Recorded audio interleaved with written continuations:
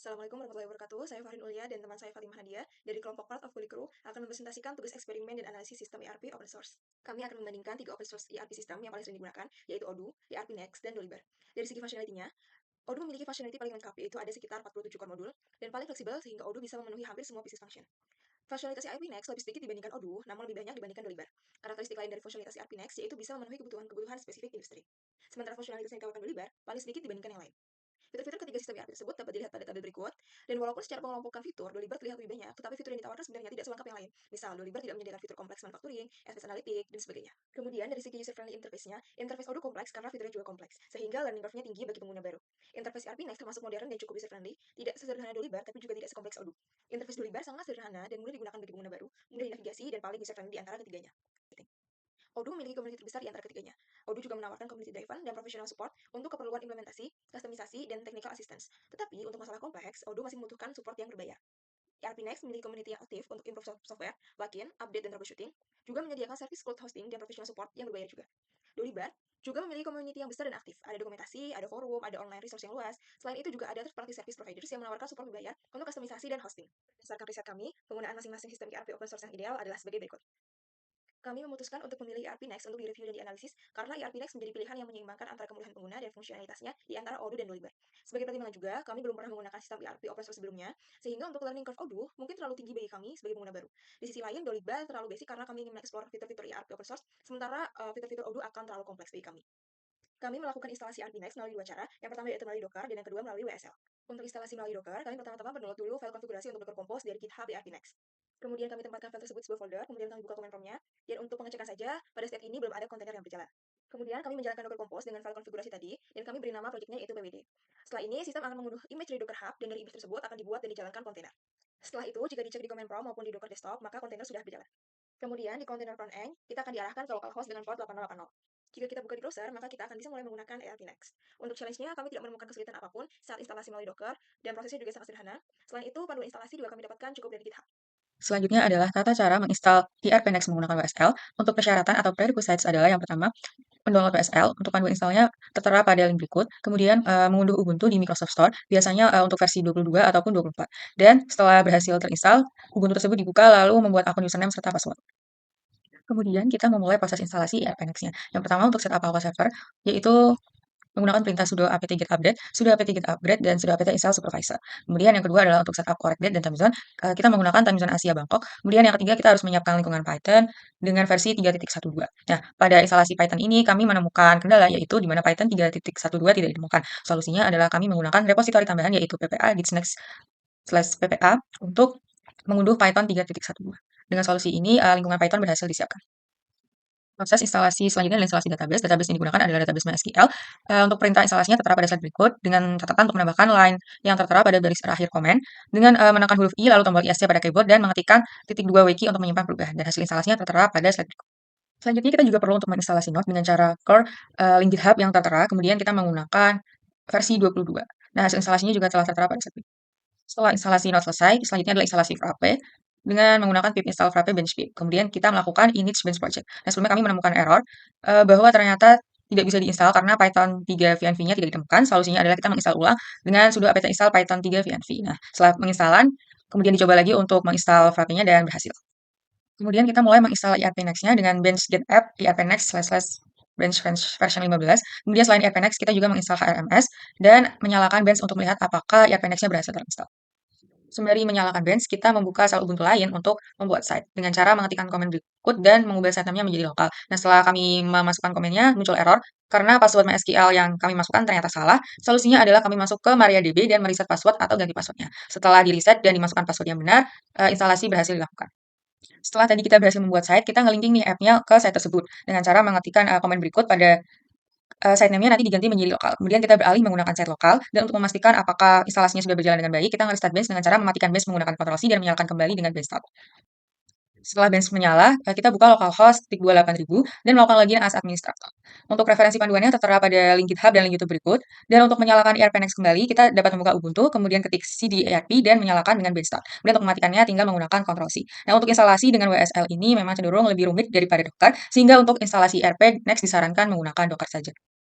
Setelah tadi instalasi ERP system berhasil dilakukan, selanjutnya adalah mengevaluasi fitur ERP Next yang terdiri dari user management, inventory tracking, dan financial reporting. User management digunakan untuk mengolah akses, peran, dan izin pengguna di sistem ERP secara terpusat. Fitur ini membantu memastikan hanya pengguna yang berwenang yang dapat mengakses modul tertentu. Kemudian inventory tracking digunakan untuk memantau ketersediaan dan pergerakan stok barang secara real time. Sistem mencatat setiap transaksi keluar masuk barang secara otomatis dan membantu mencegah kehabisan stok atau kelebihan persediaan. Kemudian untuk financial reporting digunakan untuk menyusun laporan keuangan seperti pengeluaran, pemasukan, debit, kredit, laporan laba rugi secara otomatis. Laporan tersebut membantu manajemen dalam pengambilan keputusan berbasis data. Eksplorasi dalam user manajemennya yang pertama kami, mencoba untuk menambahkan pengguna user sebagai administrator dengan mengisi detail user seperti email, username, first name, last name, language, dan time zone. Kemudian kami mengatur role usernya, dalam kasus ini kita atur sebagai sales user.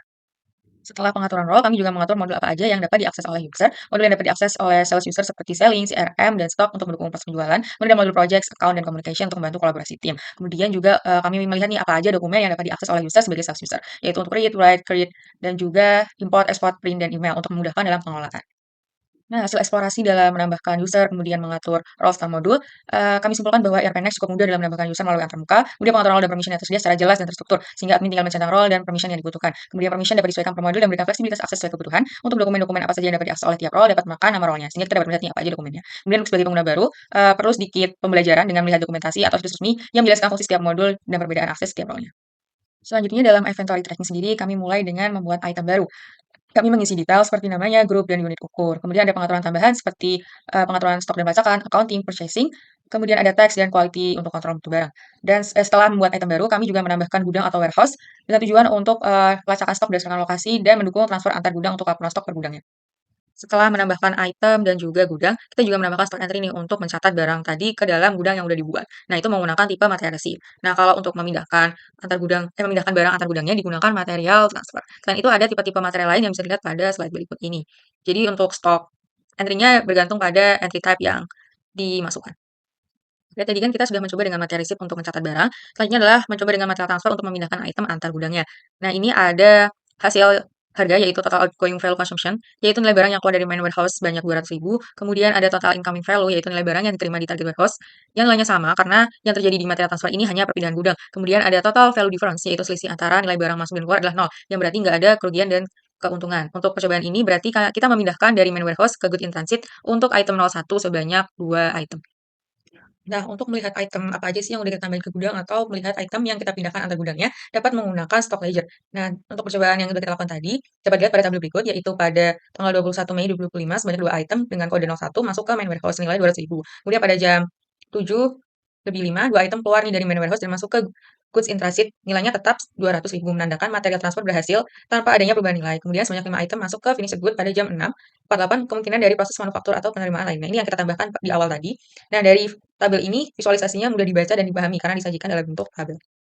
Nah, hasil eksplorasi dari inventory tracking ini, mencakup dari membuat item, menambahkan stock entry dengan material receipt, kemudian mencoba transfer dengan material transfer, dan melihat laporan menggunakan stock ledger. Dan sebagai pemula, kita tuh perlu untuk mencari-cari dulu nih tata cara gimana cara melakukan inventory tracking ini sehingga learning curve-nya cukup tinggi. Kemudian untuk hasilnya menunjukkan bahwa sistemnya dapat mampu mencatat dan melacak pergerakan stok dari penerimaan barang, pindahan barang, hingga pelaporan. Setiap transaksinya tercatat dengan lengkap sehingga memudahkan dalam pemantauan stok dan operasi tanpa perlu input manual. Kemudian desain UI-nya juga cukup minimalis dan tidak terlalu membingungkan pengguna meskipun kita perlu mencari tata cara penggunaannya terlebih dahulu. Untuk review financial reporting, yang pertama, fitur yang disediakan untuk kebutuhan financial reporting menurut kami sudah cukup lengkap, dan kami juga sudah mengeksplorasi semua fitur tersebut satu persatu.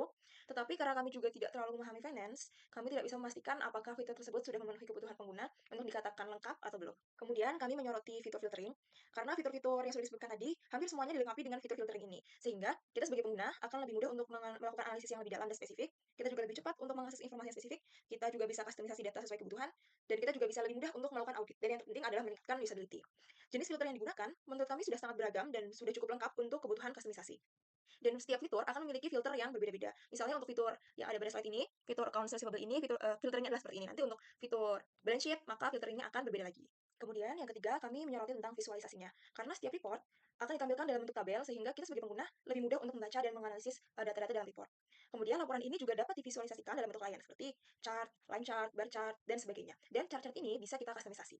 Kemudian semua chart atau chart yang sudah kita buat tadi bisa ditambahkan ke dashboard sehingga kita bisa memusatkan proses monitoring. Kemudian, tidak seperti pada fitur advisor pada manajemen user sebelumnya, yang tidak otomatis menampilkan user ketika sebuah user baru ditambahkan. Jadi kita harus refresh halamannya.